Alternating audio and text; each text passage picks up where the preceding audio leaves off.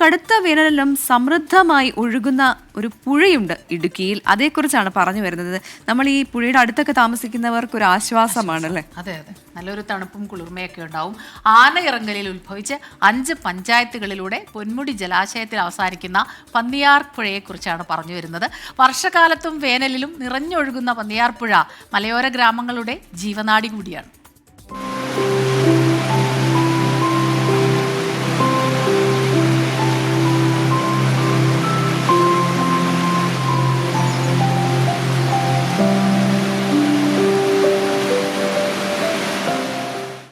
വർഷകാലത്ത് മഴ കനക്കുമ്പോൾ മലനിരകളിൽ നിന്ന് ഒഴുകിയിറങ്ങുന്ന വെള്ളത്താൽ കവിഞ്ഞൊഴുകുന്ന പന്നിയാർപ്പുഴ. എന്നാൽ കടുത്ത വേനലിൽ മലയോര മേഖല വരണ്ടുണങ്ങുമ്പോൾ ഈ പുഴ എങ്ങനെ ജലസമൃദ്ധമാകുമെന്നല്ലേ? ഹിമാലയൻ നദികൾ പോലെ വേനൽക്കാലത്ത് നിറഞ്ഞൊഴുകാൻ ഉരുകിയിറങ്ങുന്ന മഞ്ഞുമലകൾ ഇടുക്കിയിലില്ല. എന്നാൽ നമുക്കൊരു ആനയിറങ്കൽ ഡാമുണ്ട്.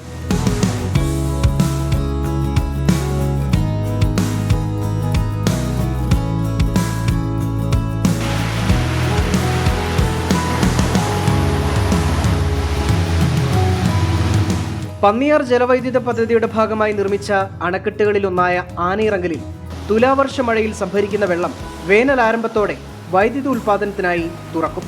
ഇതോടെയാണ് വേനൽ കടുക്കുന്ന മാർച്ച്, ഏപ്രിൽ, മെയ് മാസങ്ങളിൽ പന്നിയാർ പുഴയെ സമൃദ്ധമാക്കുന്നത്.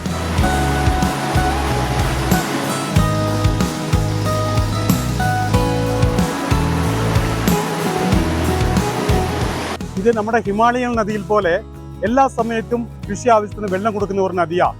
വേനൽക്കാലത്തും നല്ല രീതിക്ക് ഡാം തുറന്നു വിട്ടിട്ട് അവിടെ സംരക്ഷണ ഭിത്തി വെച്ച് നമുക്ക് ഈ വെള്ളം ഒഴുക്കി കിട്ടുന്നു. നമ്മുടെ കൃഷി ആവശ്യത്തിന് വേണ്ട വെള്ളം ഇതിനകത്ത് എല്ലാ സമയത്തും കിട്ടുന്നുണ്ട്.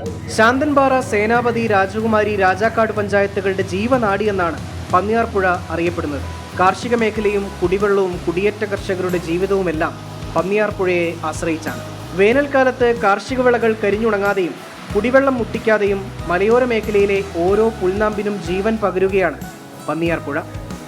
24 ഇടുക്കി.